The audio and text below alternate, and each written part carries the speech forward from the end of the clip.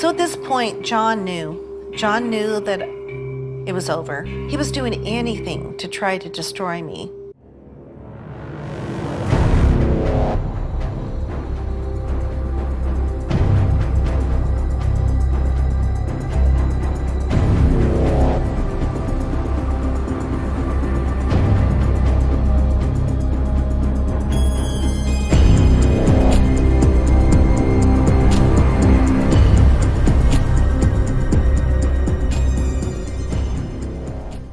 I'm Sherry, and this is Outline of a Murder, the Smart True Crime Podcast. I'm Mom. And I'm Elena. Switch it up again, huh? Yeah. Sorry. It's messing with Caught me off guard. Sorry. I know. I'm like, what am I I supposed was to waiting say? for you. Your name. Need a sticky note? Okay, so we're going to continue talking about Dirty John. And I'm super excited to get done with this. Not that Dirty John's not fascinating, but the next episode, or outline like we call, will be the start of Ted Bundy. So, 3 parts on that, and then we'll finish up with the most scariest serial killer I've ever, I don't know if studied is the word to use, but one of the scariest that I think has ever been alive. So, it's going to be really, really good to finish off the season. Dum, dum, dum. I don't know who it is. But Mom, shh. Mom. I didn't say anything. Okay, so we last finished where we've got Deborah and John living on Balboa Island, which, now you're from California. Why is it named Balboa? Do you know? No, I don't know. Okay. Newport just has all the rich. I wonder if it's after, Rocky. I mean, seriously. I think No, that it would was be a named good- Balboa before. Whatever. So maybe the writers of that Picked came Bal- from I mean, I think Balboa. it's a good... It's like a very intense, firm, masculine name. Maybe because Rocky. I don't know. Okay, so they're living there. Tara and her have had a break in the relationship, and they're in their routine. But Christmas is coming, so Tara and her boyfriend went back to Las Vegas. What are they going to do with Christmas? They were supposed to have Christmas at Deborah's oldest daughter's house, and her name's Nicole. So I guess Jacqueline and Tara were probably more comfortable, and they were the main characters in the series. We don't know much about Nicole, but we do know that Jacqueline at this point has had enough of John Meehan. So she's like, I don't even want to go to Christmas with him there. So she's pretty much done with him. But Tara really wanted to see her family, especially her niece and her nephews, I believe. Nieces and nephews. So during that time, remember the therapist. So they have the therapist that's like, you need to have healthier boundaries and all that. So her, Deborah, and Tara meet. And we're going to set up some healthy boundaries for Christmas and how Tara and John can hopefully, stay apart or get along a little bit. And so basically, it was agreed that John would stay away from the nieces and nephews. So that tells me that Tara thought he was some type of threat. Wow. Yeah. So I don't know if it's because I don't know you, so I don't want you near, my nieces and nephews, or did she fear he was dangerous? Because she did see his anger. So it was Deborah's decision. Deborah and Tara agreed.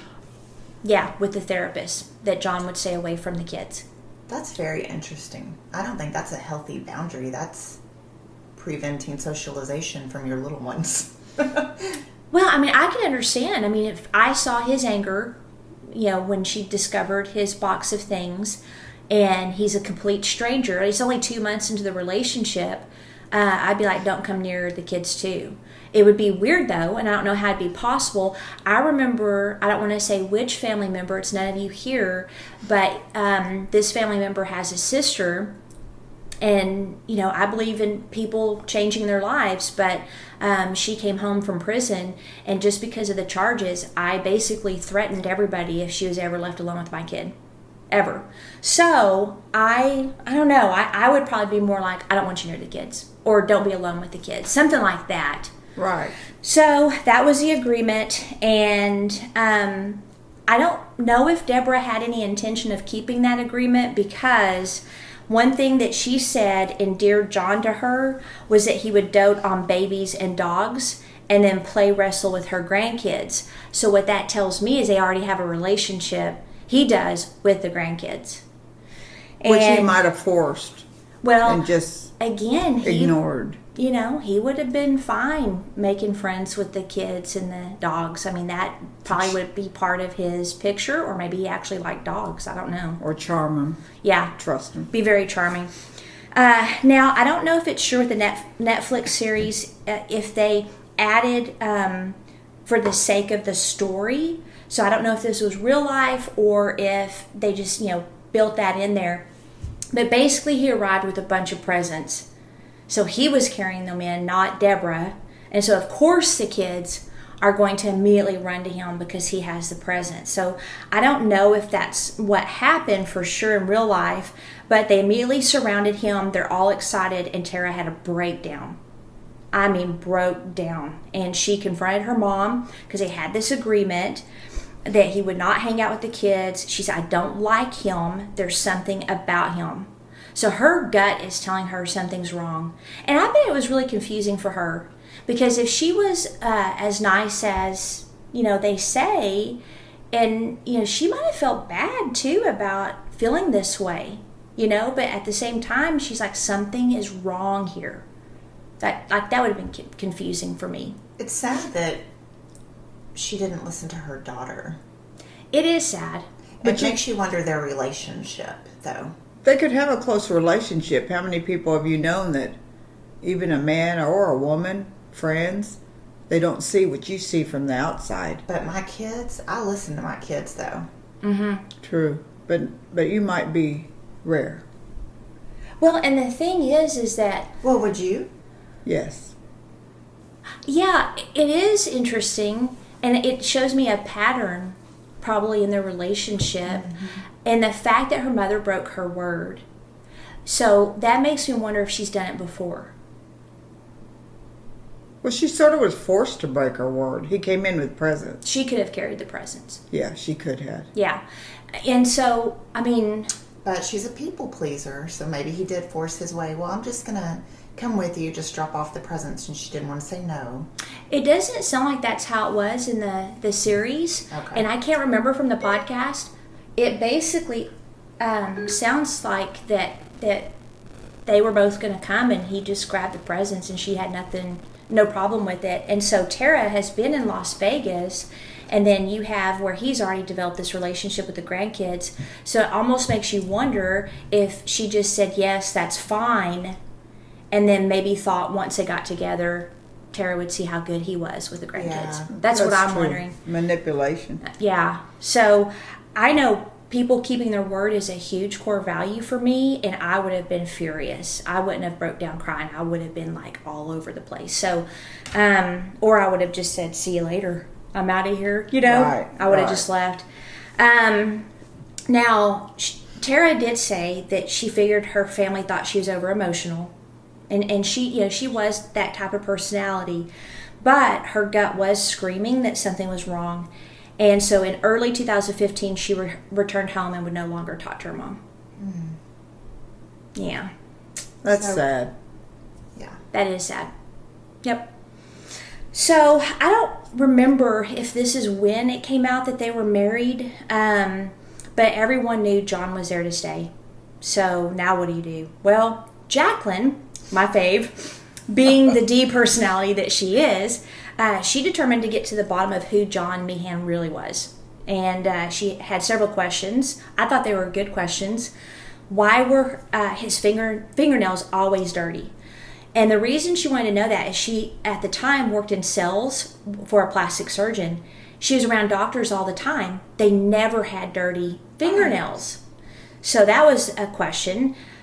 Two, why did he always wear scrubs? So again, the doctors she was around, they only wore scrubs when they were working or going to do surgery. No doctor, no MD just went around in their scrubs. So she said it felt like he was wearing a costume. Yeah, and he was. his scrubs were falling apart too. That bothered her. Why were his scrubs frayed around the heels? So she said this can sometimes happen to like receptionists that have to wear scrubs. they're walking back and forth, and so they'll get frayed. But again, doctors, theirs were always top notch, and he was always running errands in his scrubs, wearing tennis shoes, and that wasn't normal. And then, what about the text messages supposedly from her mom? So I thought this was interesting. She had started receiving messages that used slang words and misspelled words, and her mother did not talk like that nor text like that. So she knew immediately Yeah. when her mother. Yeah, so he's already texting her like it's Deborah. That's weird. But he doesn't know her clearly. Right. Yeah, but why would he do that? And I'm curious, what was he saying? So it didn't really get into that a lot. Now, later we know he was actually threatening her and things through text messages, but that was kind of weird that he would even do that. And then this one's really interesting. Why was her mom always missing money from her wallet? She wondered if Jacqueline had gotten some, which she wouldn't have cared, but Jacqueline hadn't. So, to me, Jacqueline's seeing the setup. He's pretending to be her mom, and money's always missing. Did she ask Jacqueline about the money? Yeah, and Jacqueline told her I didn't And take that's it. not a red flag to her. So then I think Deborah would probably be like, well, we're married, which Jacqueline didn't know at the time. So All if he right. wants to take money, that's fine. You know what I That's mean? true. So she probably wouldn't have thought too much about it. That's And true. She was very giving too. I think the most interesting thing she noticed was the dirty fingernails. I wouldn't have noticed that. Clothes, wearing scrubs, the money, text, I would have put that together, but not the... I mean, that's a big detail. It is a big deal. She's pretty good. She's smart. Yeah. So she took action. What'd she do? She put a magnetic tracker on her mom's Tesla to see exactly where he was going in the day, like what was he doing with his time. Unfortunately, nothing showed up. He did go to some doctor's offices in Southern California, which I thought was weird. Why? And then food places, post office, and other mundane places, but nowhere to alert her, that he was doing anything bad. But when I was researching and watching the show, it's like, okay, why was he going to doctor's offices? Job interviews maybe. What was his... Did he actually work? Did he have a profession? It didn't seem like it. It seemed like he did not work, but he would pretend that he was working, or he played video games Okay. and run errands for her. But I'm like, so did he wonder if maybe in the GPS she would know where he was going? So or, he sat in front of a doctor's I office. don't know. It's weird. Or maybe, as everybody knows that's watched the series, he had a drug addiction, prescription drugs. So it makes me wonder if he was going to these doctor's offices for that. Oh, I forgot about that. 100%. Yeah. So, Either stealing them or doctor hopping to get medications. yeah. Right. And Jacqueline said that she told Deborah about the tracker, that she was going to put it on her car, but Deborah doesn't remember that. Oh, she doesn't? No. And Jacqueline did tell Tara that she was going to do it, but Tara was worried that John might hurt her mom if he found out. So, Jeez. yeah, she thinks that he's dangerous. So Tara definitely thinks that he's dangerous. So I don't know. I just thought that was interesting that Deborah didn't remember that. I think I would remember if I my would. son said, hey, I'm going to put a tracker on Mike's car. I think that's something I would remember. I would remember. Yeah. I can't say because I'm very forgetful these days. So I feel like I would. there is a murder involved in this story, and it was in 1984. It's 20 years before John even came into the picture. It was March 8th, and Deborah's sister Cindy was at her Laguna, is it Nigel, California home? Nigel. Oh, it is Nigel? Okay, with her husband Billy Vickers. And I guess they had just sold the home, and they were in the process of separating. And she was sitting at the kitchen table, and Billy walked up to her and shot her in the back of the head at close range, and then shot himself in the stomach. In the stomach? That's weird. Because he wanted the pain? I have ideas on it. I can't really Pretend. say for sure. Robbery? No, he said he was trying to commit suicide. I doubt that, because if you want to make sure that you kill yourself, it's not the stomach, it's the head. Or the heart? Right. So to to me, it feels like, now again, being the suspicious person that I am, it sounds like he shot her in the back of the head and he wanted to have the sympathy in the courts and shot himself in the stomach like he was trying to kill himself. Like, I think he wanted people to believe he was going to kill himself. But to me, shooting yourself in the stomach's not going to do it. Both actions are very cowardly. Yeah. Back of the head, in the stomach. Yeah. And that's so painful. I heard the stomach is extremely painful. Right. I hope it was. I do too. And Yeah. he actually lived. He called emergency services. They arrested him. And then Cindy, not Cindy because she's gone. Right. Deborah's mother, Arlene, testified on his behalf. Wow. Now, this is where, again, I get irritated. So, like on episode or outline number 2, where we talked about the 2 girls and being Christian, and remember, it made me irritated that they immediately forgave this sicko, which I'm all about forgiveness, but let's have a little bit of time. Right. Like, we need time to process here. And so Arlene did. She testified on his behalf. She said that she loved him and didn't believe that he was in his right mind. And as you can imagine, the prosecutor was stunned. Well, she liked John too. She did. So you love your son-in-laws. Right. Would you? I could see you doing that. It depends what I perceive as the truth, I guess. So if 'Cause we if it deserve was- to be shot in the head, you Right. would If it was testify? my son-in-laws, I would be angry. I'd testify against him.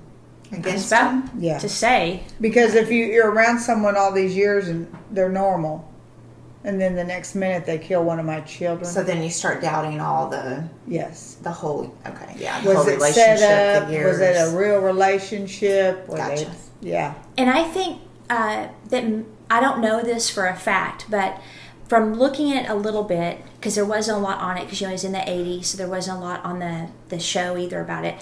But it sounded like he was extremely controlling, her husband. And Cindy, if she was anything like Deborah or Tara, or even Arlene, she might have kept a lot of that to herself, or she may not have known how dangerous he was. Yeah. Because it's a control thing.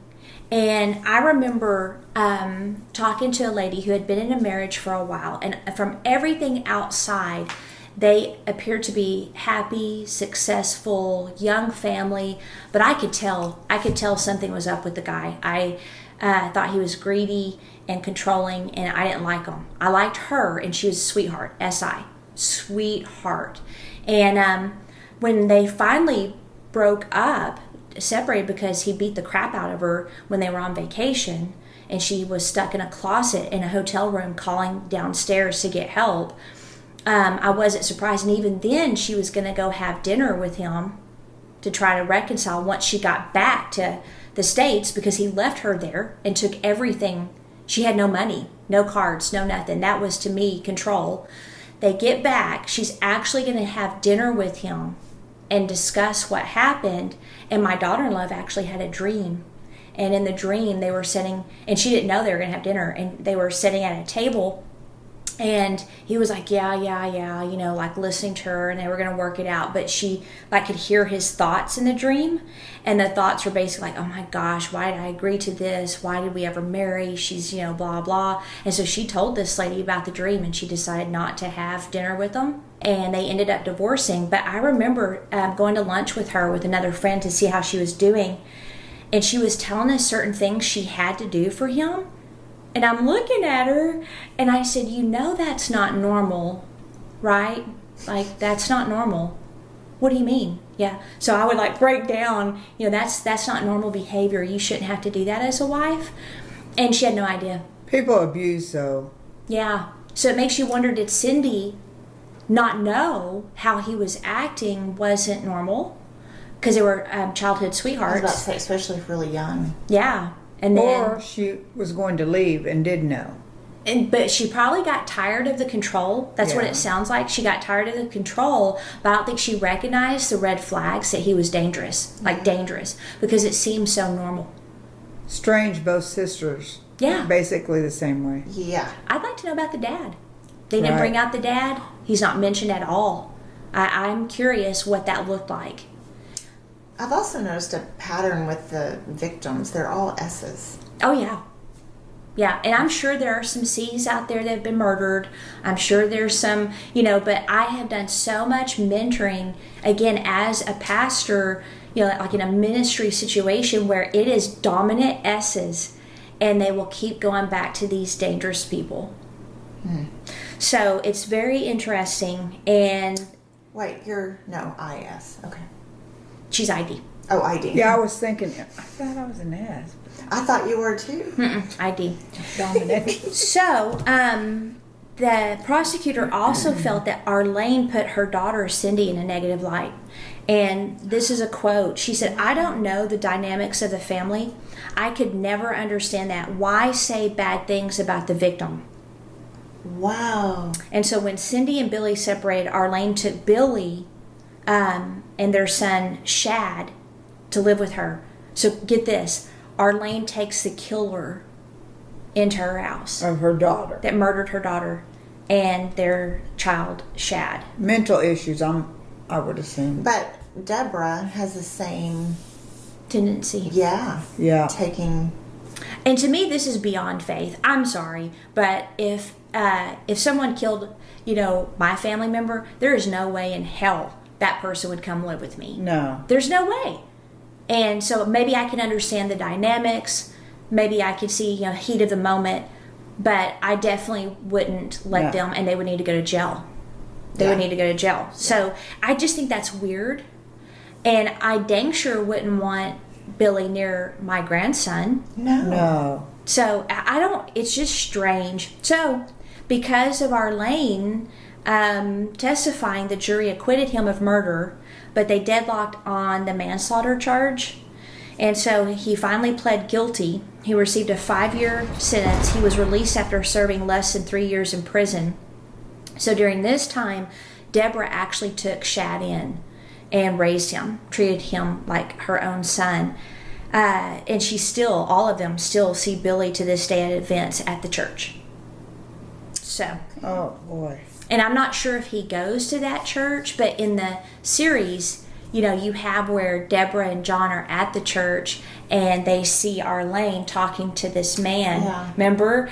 And John's like, "Who's that?" And she said, "That's Billy." So probably at this point he knew the story and what was going on, which I bet he thought was funny.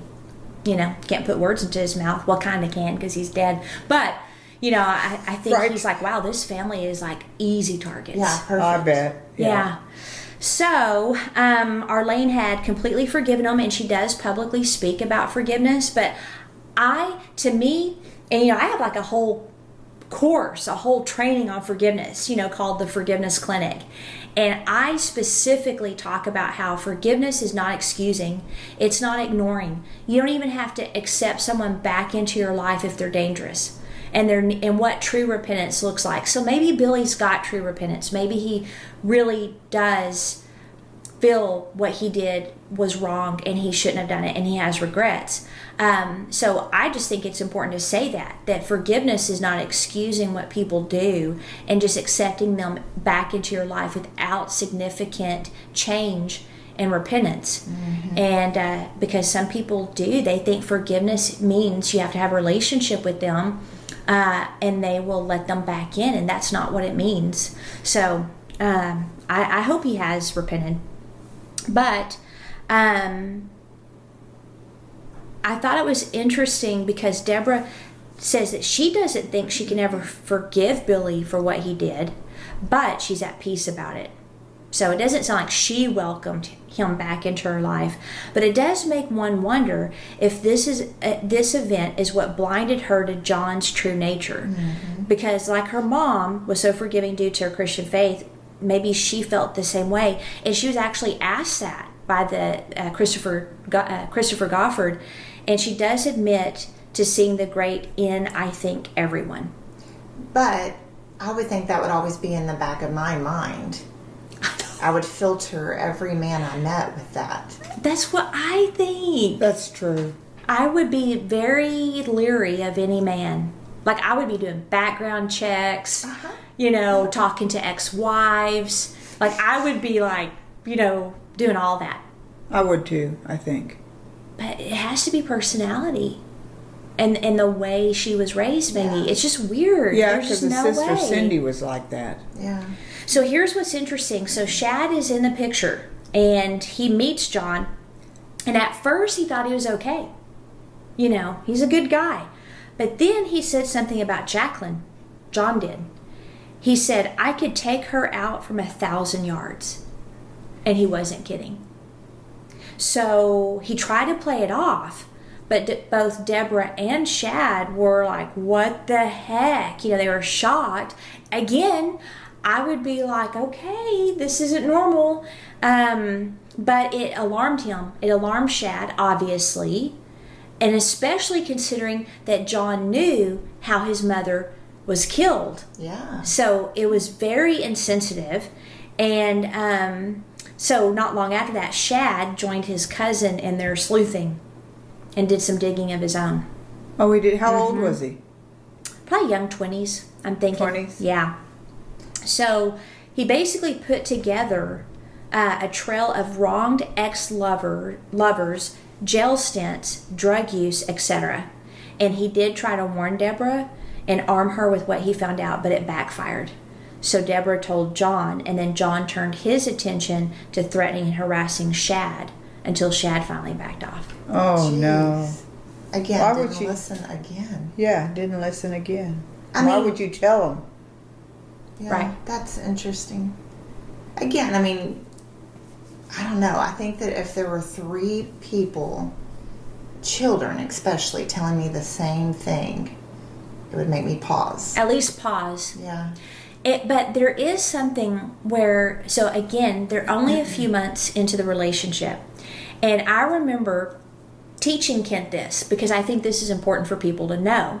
So when you meet someone that you like, and it definitely looks like this could turn into something, you're literally, the term lovesick is very true. When you meet someone and there's that spark and you decide to start dating, you enter into a blind stage. Your brain dumps all these chemicals, emotion, or Sex hormones, and all that. It's like dopamine's firing, oxytocin's firing, serotonin, all the feel good. It's like a cocktail of, like a love potion flowing through your veins, and it literally does cause you to be blind.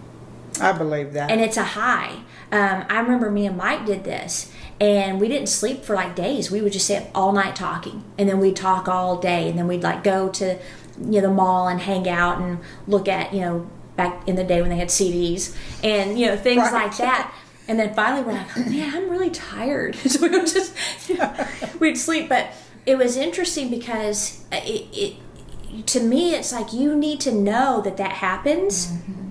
And so I think with her personality, her kind nature, her believing in the good in everybody, plus that cocktail, plus that intense desire to finish her life off with a loving husband, I bet she just was absolutely blinded. For sure. I'm curious yeah. how her ex-husbands were. Me too. What kind of men? Well, they beat her. Some, because remember, Tara was very protective of her Right. because she saw her get hit. Saw how they treated her, and they usually would take off with a bunch of money. But so again, I'm thinking, okay, like if I really messed up with the first 4 husbands and chose losers, I'm thinking I would pause, especially if everybody in my life is saying something's wrong. Especially your kids, Yeah. your nephew. But she didn't, or maybe she did pause, but she dismissed it. I don't know. It's just interesting, but there is some good news. So even though it seemed that Shad's concern and discovery of John's past didn't work, Deborah did start thinking a little bit. Okay.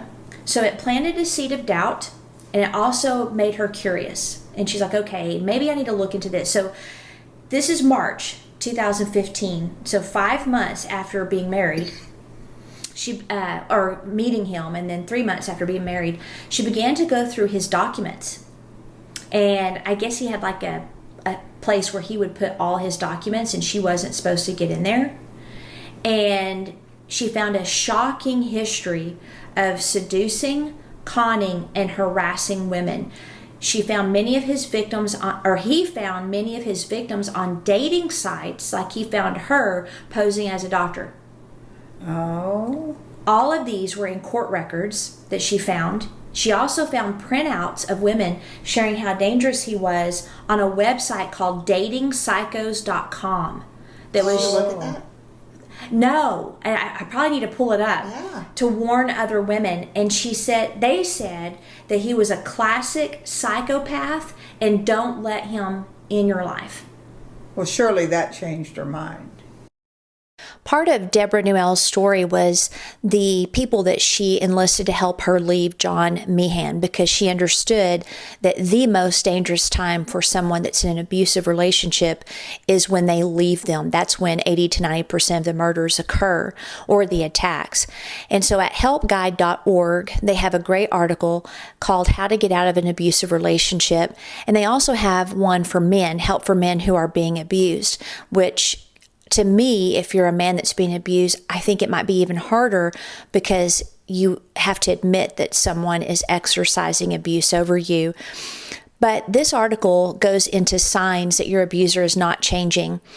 For example, he minimizes the abuse or denies how serious it really was. He continues to blame others for his behavior. He claims that you're the one who is abusive. He tells you that you owe him another chance. You have to push him to stay in treatment. He says that he cannot change unless you stay with him and support him. He tries to get sympathy from you, your children, or your family and friends, and he expects something from you in exchange for getting help, and he pressures you to make decisions about the relationship. So they have safety planning for abused women in this article, protecting your privacy, numbers and things, including domestic violence shelters, etc., and even how to protect yourself after you've left. So it's a really good article. And again, they have one to help men who are being abused. And if you hear a meow, that is Joseph in this short clip. So helpguide.org, go there and get the resources that you need if you're in one of those relationships.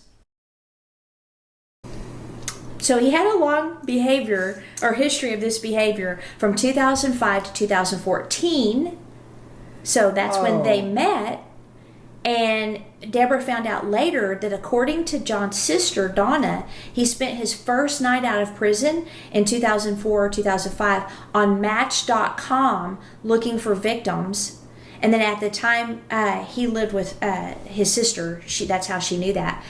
And then their relationship didn't end well either, him and his sister, because he treated her the same way he treated all his victims.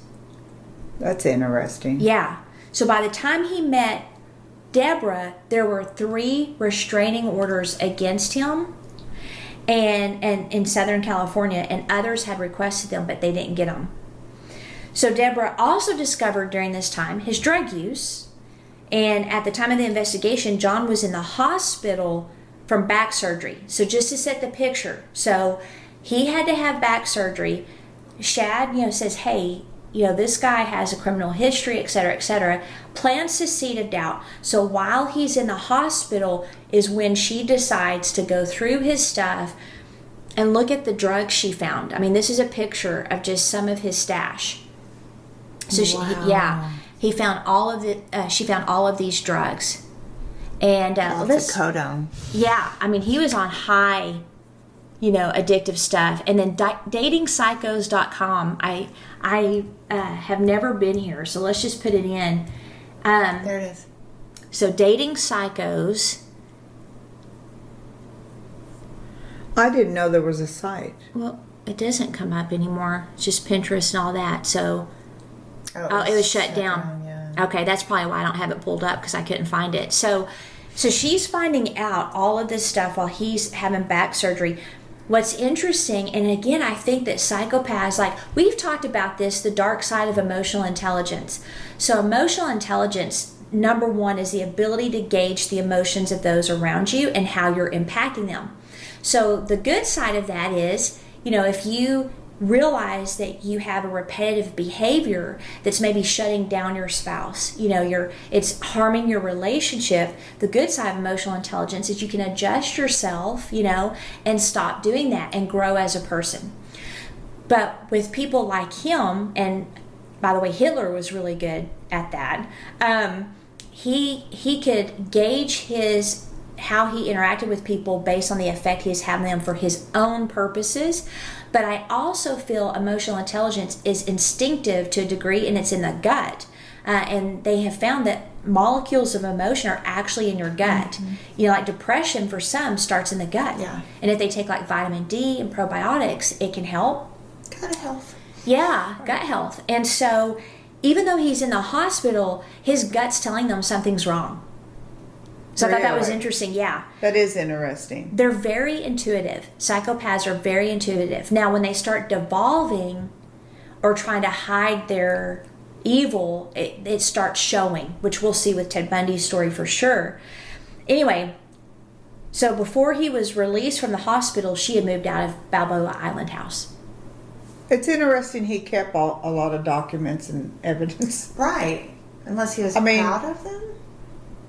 Or what do they Or call it keep when them in the house. serial killers keep Mementos. mementos? Yeah. Mm-hmm. I mean, And he did keep it locked, and she got in there. So or is that confidence he knew no one would look? He had the control. probably they are very overly confident. Right. Yeah, to the point of arrogance. Yeah. So let's look a little bit at his past before we finish up the story. And I've got some bullet points that we could talk about for hours, which we'll discuss some stuff in our after show combo.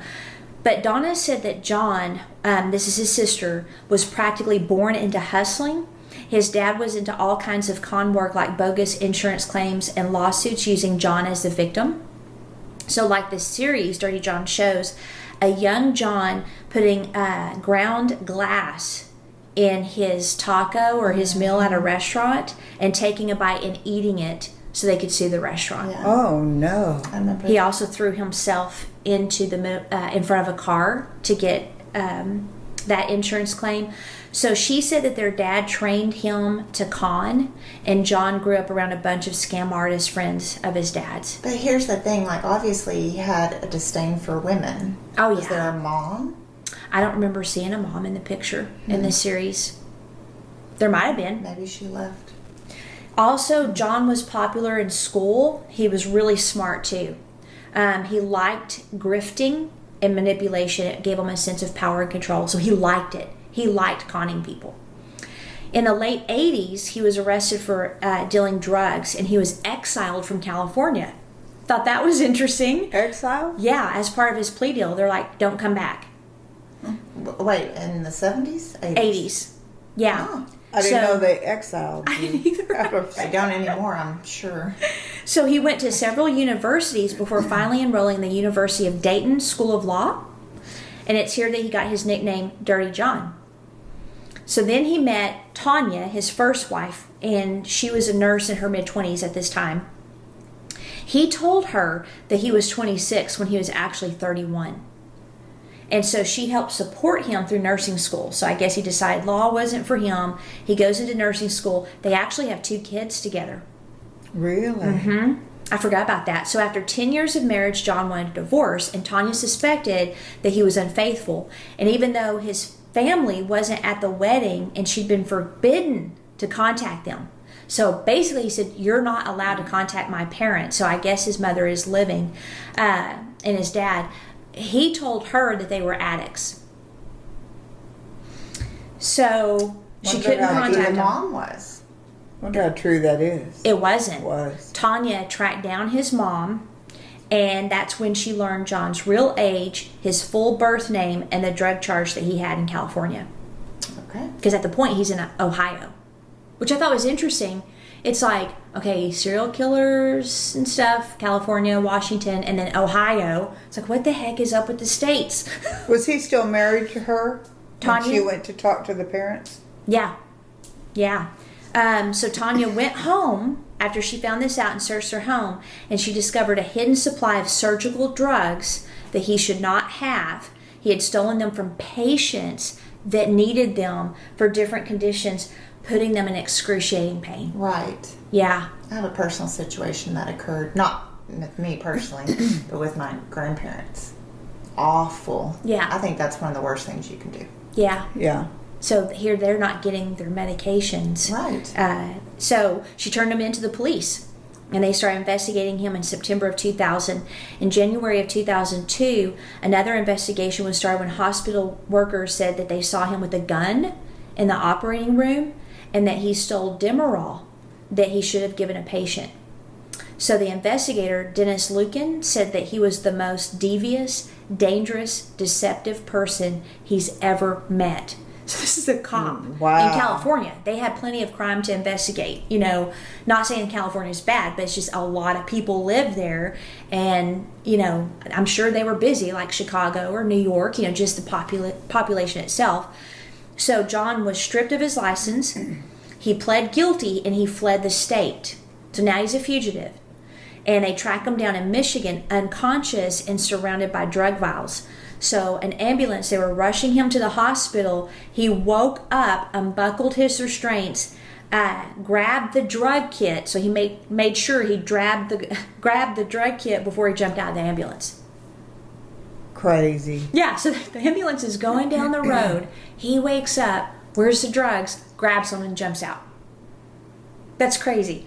So the cops pursued. He knocked himself unconscious by accident, and they handcuffed him. Wow. So, not the brightest bulb. And then he was sentenced to 6 years, but he only served 17 months. He was released in 2004 and began his long history of terror against other women until he met Deborah. Now, here's the kicker.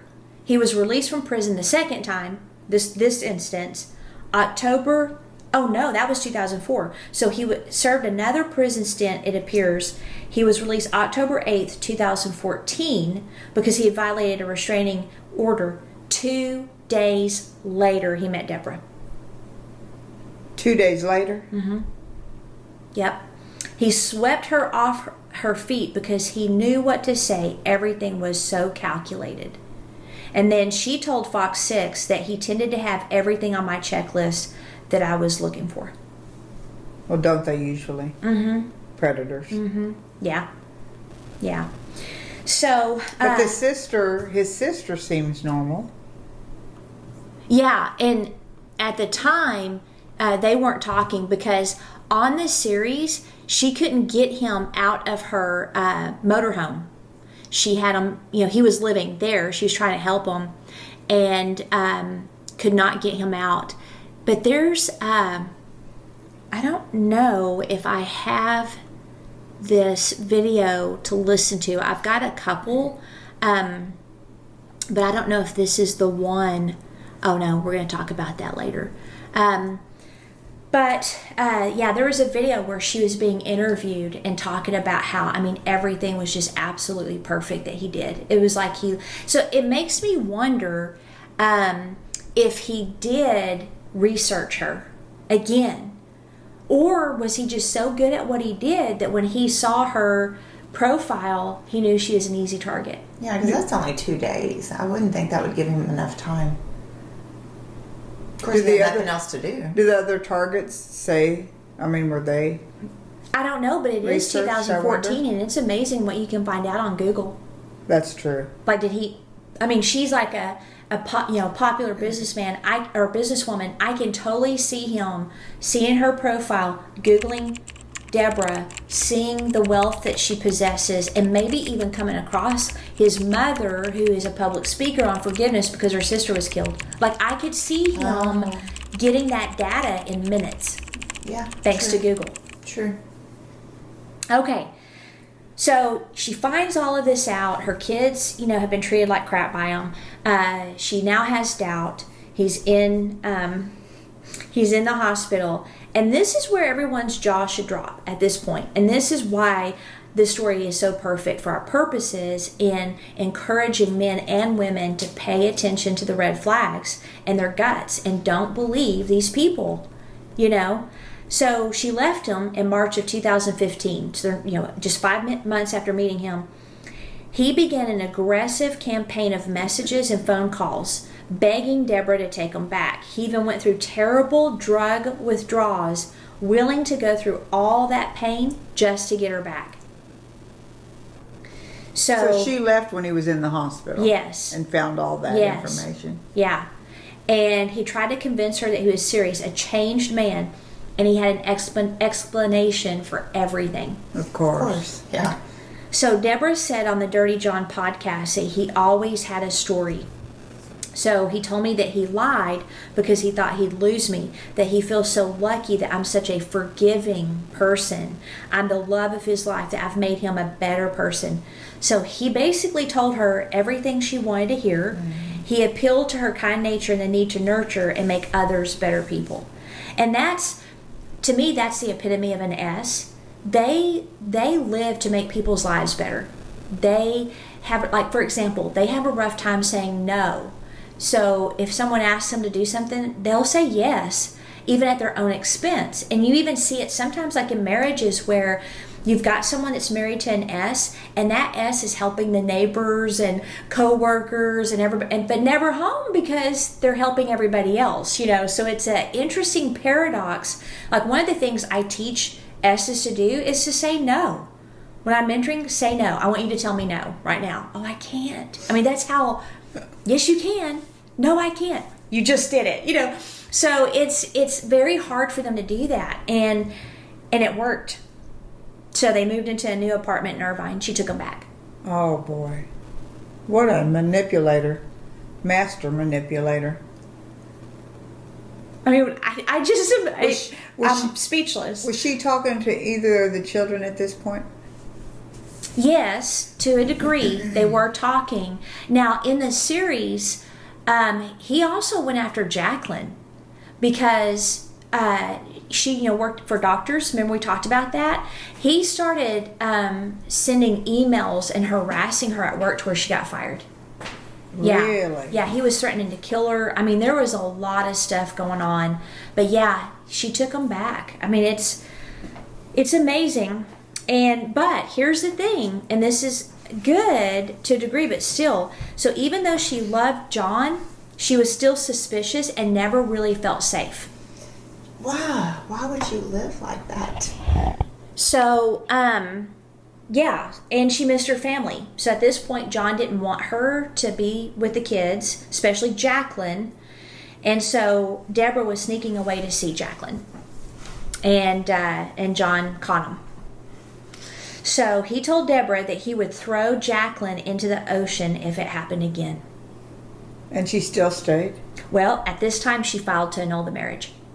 Yeah, so she'd had it. March 2016, 1 year and 3 months after marrying him, she filed to annul it. That's good. That's quick. Yeah, and I think it's also because he lied from the start. So she had really good grounds for annulling the marriage versus a divorce. Guess what? He'd get half. Right. Oh, yeah. True, yeah. Yeah, she had a good attorney, I'm sure. Yeah, and he did. He entered the marriage under deceptive circumstances. He lied about everything, and I think that's one of the grounds for annulling. Mm-hmm.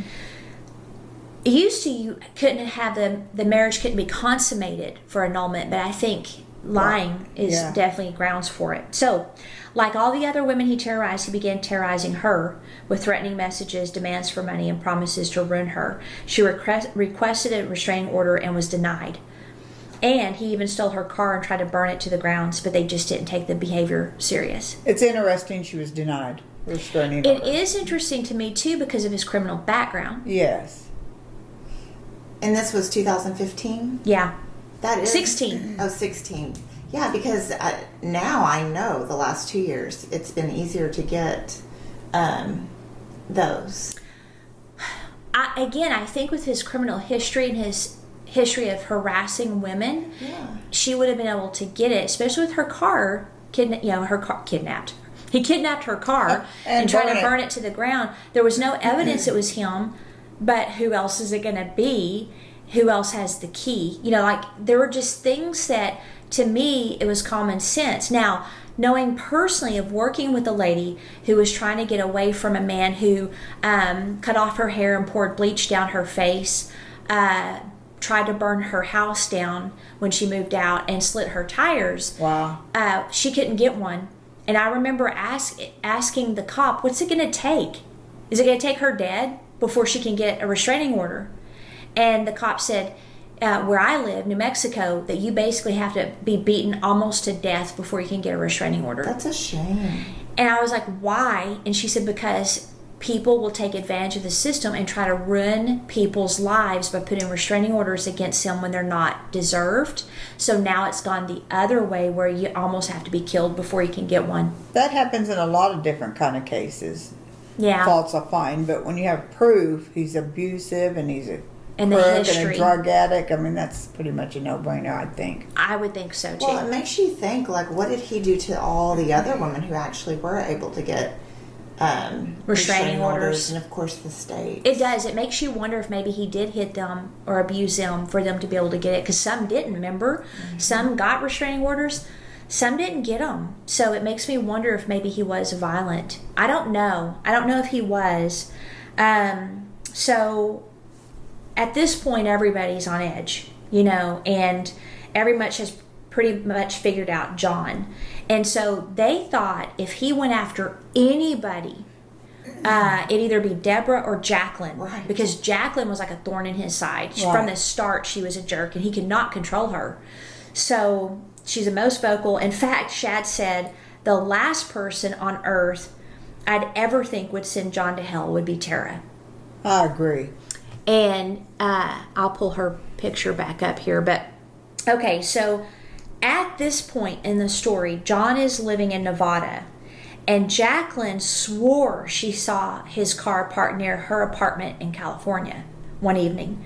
So she warned her sister, who happened to be in town, to be careful. And I think that Jacqueline was really the only one that at this point knew how far he would go. I think others were scared, but I think Jacqueline knew he would probably try to hurt somebody. So at the time, Tara worked at a dog kennel, and it seems at this point that she had moved to an apartment in Newport, so I think she no longer lives in Las Vegas. I think she's now in California, but it was kind of hard to tell. But she had parked her car in the parking lot outside her apartment when suddenly she felt an arm go around her waist and heard John's voice say, "Do you remember me?" And he had a knife. So he tried to get her in the car, and she started screaming, so he covered her mouth, and she bit him as hard as she could, and then the fight was on. This was in daylight? Yeah, daylight in a parking lot. And so he wrestled her to the ground, but Tara was able to defend herself because she's wearing heavy rain boots.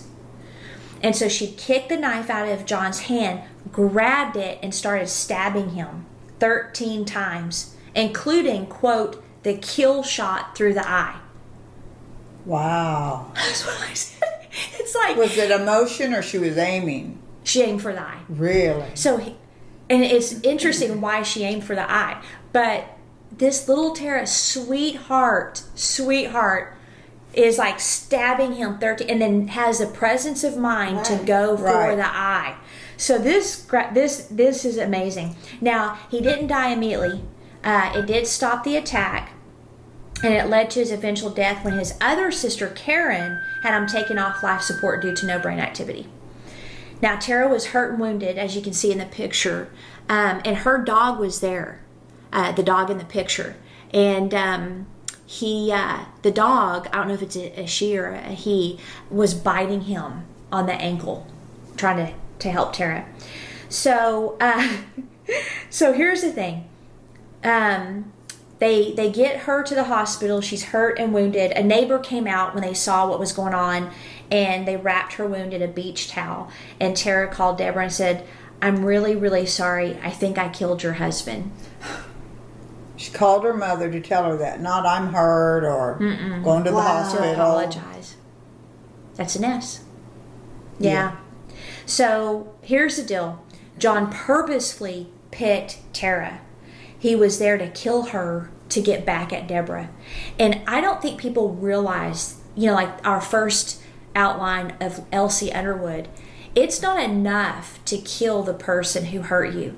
For these people, they want to hurt you first. So they're going to hurt people around you to make your life miserable and hurt you as much as possible. So for people like John and Elsie Underwood, it's I'm going to destroy you. It's not just kill you, I'm going to destroy you. And he picked the weakest link Which that he she thought would be fought submissive. hard. Yeah. But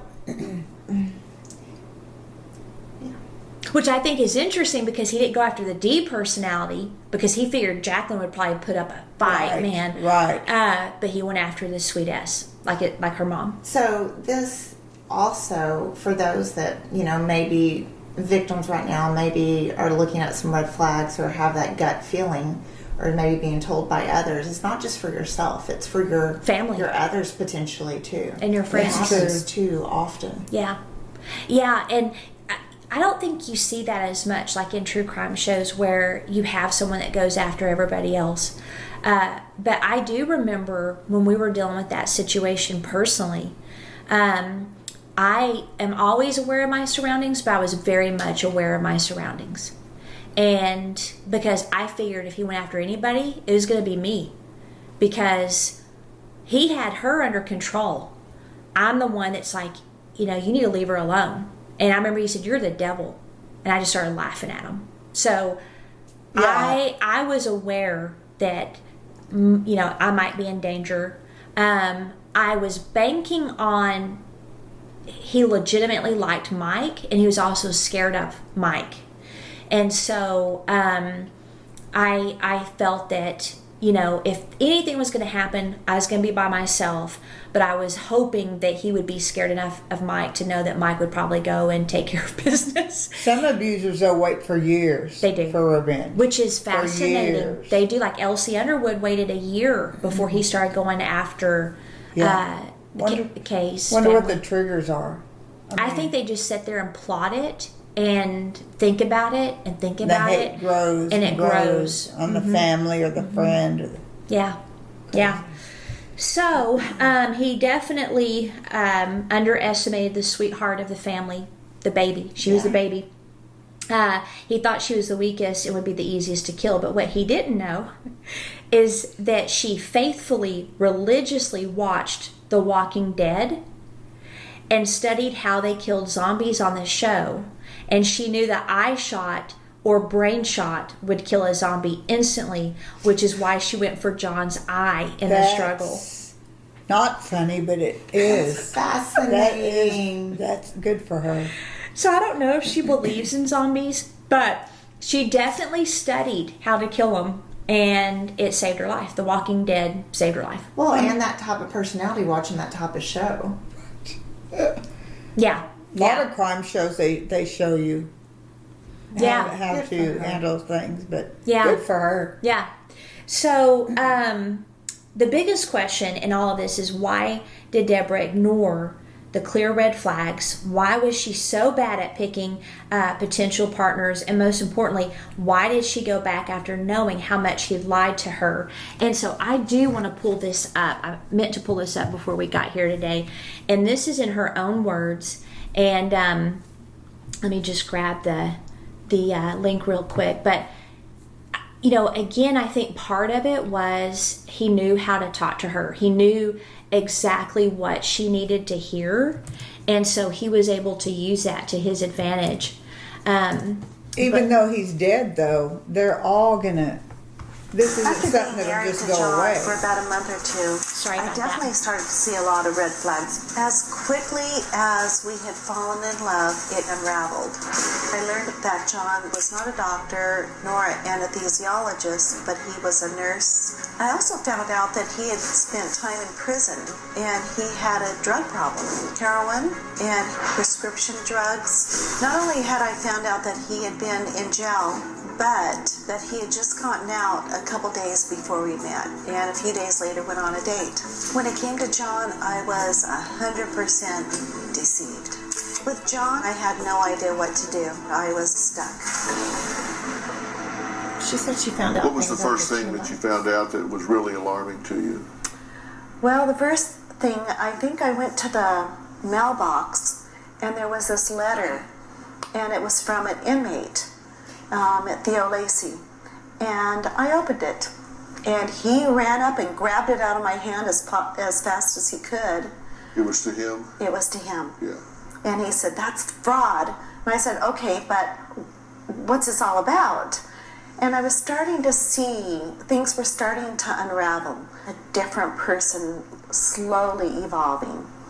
Yeah. And That's when I knew I had made a huge mistake. You knew he lied about a lot, so why were you still staying once it started to unravel? Well, I went and got professional help and asked, what should I do? They told me what he was doing is called coercive control.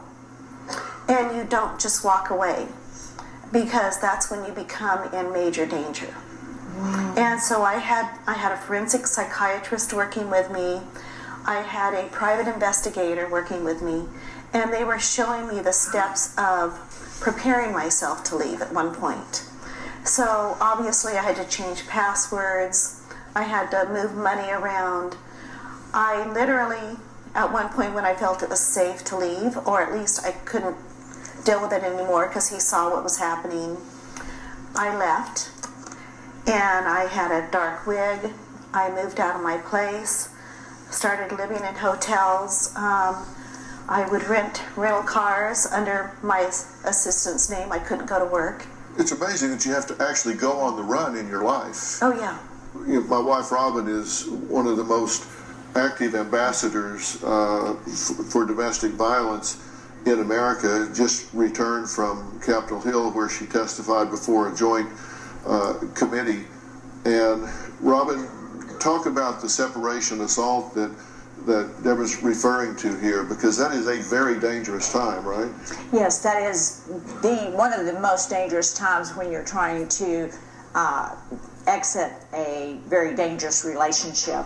And you seem to be given very important information, because it is a time of preparation, prepared to leave, not just walk out, because that's when the abuser becomes very aggressive. They feel they've lost control, and they'll do anything to find you.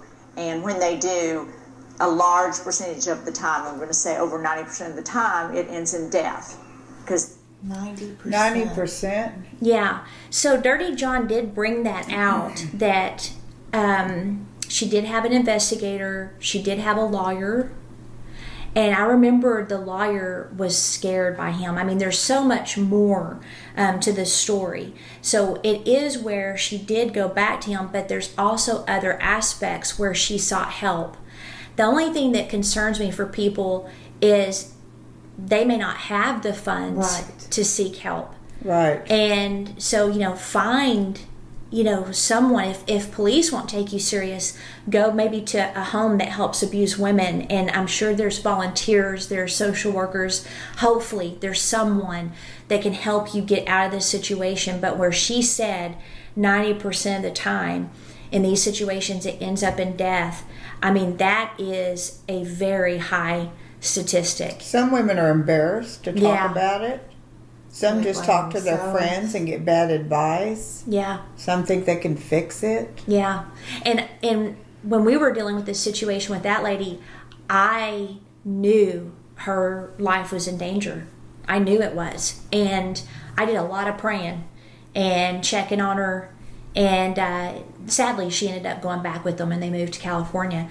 But I was aware that his violence was escalating, and sometimes I just, like when I saw a number I didn't recognize, I wondered if it would be someone let me know she was dead. He wanted to get her away from all the people trying to help. Yeah, he did. But so we'll talk more in the after show convo on coercive control, because I think this is really important to understand. It's that subtle control that they start exerting, and one of the huge signs is isolation from your family. That is a huge sign, and so people need to know that. And I've also noticed that the nicest, sweetest people are usually the prey for predators like this. Again, he targeted Tara because she was a sweetheart, not Jacqueline. And so, the antitrust technique that we discussed in After Show Convo on outline number 2 of the 2 girls that took that man for a ride will also be beneficial for people where you don't automatically trust people. You actually have an antitrust bias, which means you only trust them when they prove they can be trusted. And then just being aware of your emotional state and not trusting those emotions. When you're first dating someone, if you see signs, be aware. And then we'll also discuss Tara's recovery, because it did take a while and she was very traumatized. Yeah, she'll have to live with it for the rest of her life. Yeah. And her mother will. There has to be blame. Yeah. A little blame. I don't know. I think Deborah's a very strong woman. One thing I have found with those personalities is they don't always believe they are. Really? Yeah, they don't always believe they're strong and smart. Yep.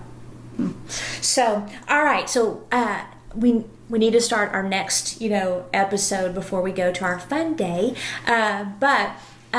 Which will be the Ted Bundy. Super excited. I know I shouldn't be super excited, but I am. He was interesting in every aspect. Yeah. So I've never had a facial. That's what we're gonna do today, because we're batch recording these, and Never? I've never had a facial, and No. Never. no, and so I'm excited about that. I mean, what can y'all tell me? Well, I hope you get someone good. Okay, well, it's Elena's, so I think I'm in safe hands. Yes, Literally. you're one. Don't be scared. It's relaxing. I'm not scared. Don't tense up. Just relax. Enjoy it. Mom likes the relaxation part of it. I like the effectiveness. I want the I effect. want results. Yeah, I want results. So, yeah. Because I had this redness on my chin, and one day I want to be able to get regular facials and get rid of that. Yeah. And so. Yeah. You'll got enjoy it. sunspots, not you, but no, I'm just saying if you have sunspots, age spots, acne, just like different tones in your skin, they just make it look I want so to pretty. be even. You yes. do feel good. You feel good. Well, and I like the Nice and relaxation too. I get regular massages, with training. If I don't, I start hurting even with stretching. And sometimes, she's did my face a little, but it's not been a facial. Yeah. And I love them because she works out the kinks and the problems, but it's also relaxing. What may be hard for you, maybe, is don't ask about every single thing they're doing. What are you saying? Just What? Just No. relax. See, no, because I want to be educated on what they're doing, why they're doing it. You like the relaxation I do. part I'm of it. actually, I do. I'm actually pretty chill.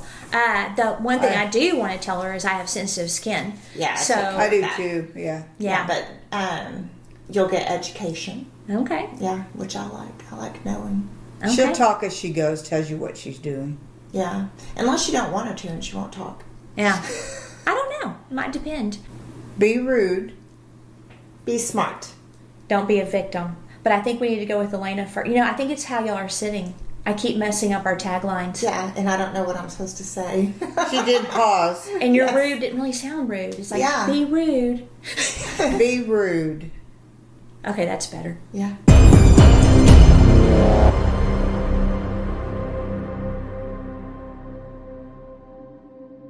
Outline of a Murder is a Mr. Joseph production. What do you think, Joseph? Main sources for this episode are the Netflix series Dirty John and Christopher Goffard's excellent podcast, Dirty John. Other sources include Vulture.com, Bizarre.com, Oxygen, Access Live, and a clip from Dr. Phil's interview of Deborah Newell.